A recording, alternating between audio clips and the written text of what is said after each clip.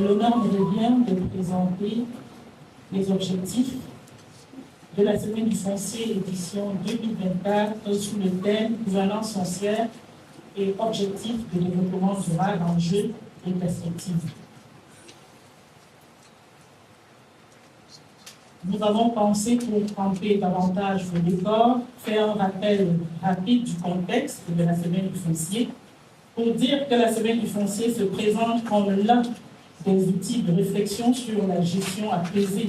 et inclusive des terres au Cameroun. Elle apporte en effet au ministère des Domaines, du Cadastre et des Affaires foncières et aux autres administrations concernées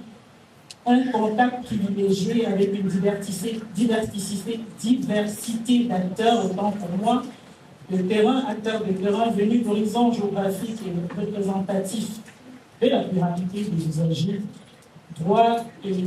des usages, droits et intérêts sur les terres et les ressources. La Semaine du foncier est aussi une plateforme d'expression pour le ministère en charge des domaines du cadastre et des affaires foncières qui doit apporter par les voies autorisées l'information jusqu'aux populations et les informer des innovations en préparation et des opportunités offertes par le gouvernement dans le secteur foncier. La dernière édition de la Semaine du foncier s'est tenue en novembre 2022 à Yaoundé, en ces mêmes lieux, sous le thème gestion foncière, gestion locale du foncier au Cameroun. Vous devez voir tout à l'heure en images les conclusions, le déroulement de la dernière édition. En termes de contexte également, comment adapter les objectifs de développement durable au foncier, parce qu'ils contiennent les objectifs de développement durable, contiennent des objectifs précis qui sont susceptibles d'orienter le contenu de la réforme foncière. Nous sommes dans le chantier de la réforme foncière domaniale en proposant un dispositif de solutions conformes à des engagements déjà consentis par le gouvernement de la République du Cameroun. En termes d'objectifs, point sur les objectifs de la Semaine du foncier. La Semaine du foncier a pour objectif de fournir un cadre d'expression et de concertation aux différents acteurs de la gestion foncière,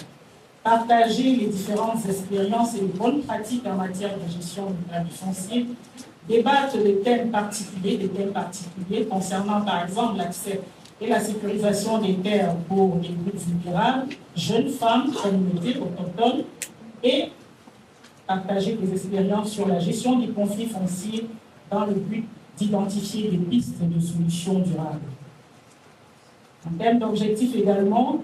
il sera question de faciliter le dialogue entre le secteur privé et les communautés hautes, de leur investissement en recherchant des conditions favorables à une meilleure cohabitation, de plaider vis-à-vis de l'administration pour une meilleure prise en compte des intérêts des acteurs infra-étatiques, communautés, communes, régions dans le cadre de la gestion foncière, donner une meilleure visibilité aux innovations locales en matière de gestion foncière, présenter la note de position de la société civile pour la réforme foncière et domaniale comme une proposition d'orientation de l'action des pouvoirs publics pour l'encadrement de la gestion des terres au Cameroun. Également, nous avons pensé à côté du rappel du contexte des objectifs de cette semaine du foncier, dire rapidement un mot sur la méthodologie qui a été évoquée tout à l'heure par le chef de la cellule de communication. La semaine du foncier sera articulée autour d'ateliers organisés simultanément à différents lieux de Yaoundé. Chaque atelier se tiendra sur 1 ou 2 jours avec des cibles bien précises en fonction des thématiques. Et les ateliers combineront des exposés, des séances de travail, des travaux de groupe, ainsi qu'un atelier spécifique avec les parlementaires. Ils déboucheront tous sur des recommandations et des propositions claires et réalistes à l'endroit de tous les acteurs,